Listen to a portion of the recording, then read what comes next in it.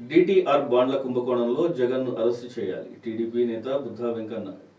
TDR బాండ్ల కుంభకోణంలో జగన్ సూత్రధారి.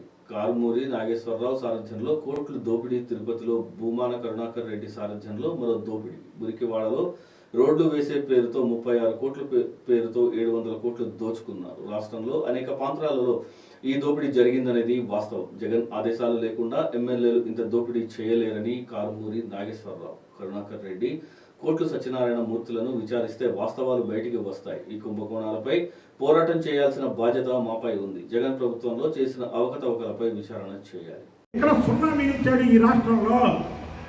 ఇలాంటి బాండ్లు కానీ, లేదా లెక్కర్ కానీ, లేదా ఇసుక కానీ, లేదా మైనింగ్ మీద కానీ కొన్ని లక్షల కోట్ల రూపాయలు జగన్మోహన్ రెడ్డి దగ్గర నేల మాలికల్లో ఉన్నాయి. ఇవన్నీ కూడా తీయాల్సినటువంటి బాధ్యత ఉంది. కాబట్టి జగన్మోహన్ రెడ్డి చేసినటువంటి అవినీతి మీద నా పోరాటం ఈ రోజు నుంచి స్టార్ట్ చేశా. అది ఫస్ట్ టీడీఆర్ బాండ్ల కాంచి మొదలు పెడుతున్నా. దీన్ని ప్రతి ఒక్కరు కూడా దీనికి సహకరించాలి. ఎందుకంటే ఇది ప్రజాధనం కాబట్టి ప్రతి ఒక్కరు సహకరించాలని కోరుకుంటున్నాం.